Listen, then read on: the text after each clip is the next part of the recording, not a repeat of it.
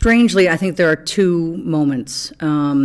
There's Bob's nightmare when he remembers being abused as a child, and Rabbit listens in.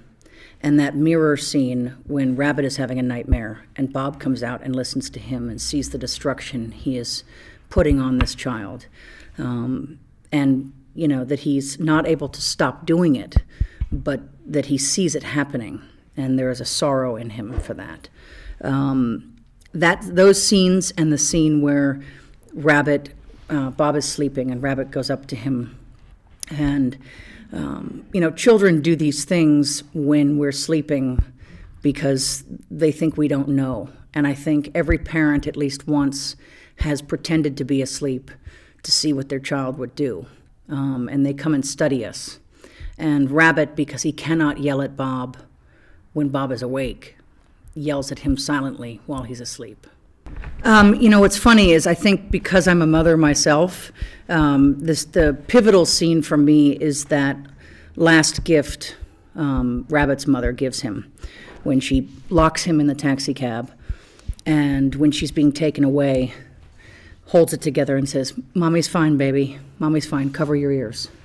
Cover your ears." And so that to me is confirmation again that Rabbit, or Tim, had love in his life before this horror started. And so that moment defines his childhood. And then all of these other things that happen on top of that still have the roots of goodness underneath them, which is why he's able to conquer. So I do think that there is that potent scene. That's great. There are two films for me that tell who my father is to me as a man, if you will. The Elephant Man and Blue Velvet.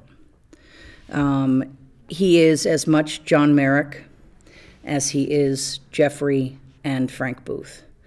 All of those are aspects of my father, and each one of those characters either is living as the monster or is living as someone who is seen as a monster. And, you know, each of those films has scenes in it that just break my heart. I love Jeffrey being told not to be a good neighbor in Blue Velvet. And I never watch The Elephant Man without crying at the end.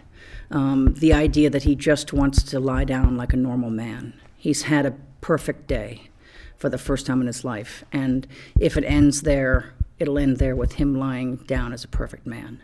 And I think that, you know, we all want to lie down at night as perfect people.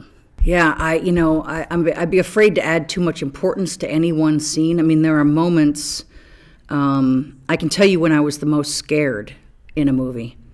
In The Exorcist, when, after the priest has been killed, and they walk into the room, and Linda Blair is sitting in the corner going, scared the bejesus out of me. There's something about a happy kid who's just killed somebody that just is like terror. Yeah, that I think stayed with me.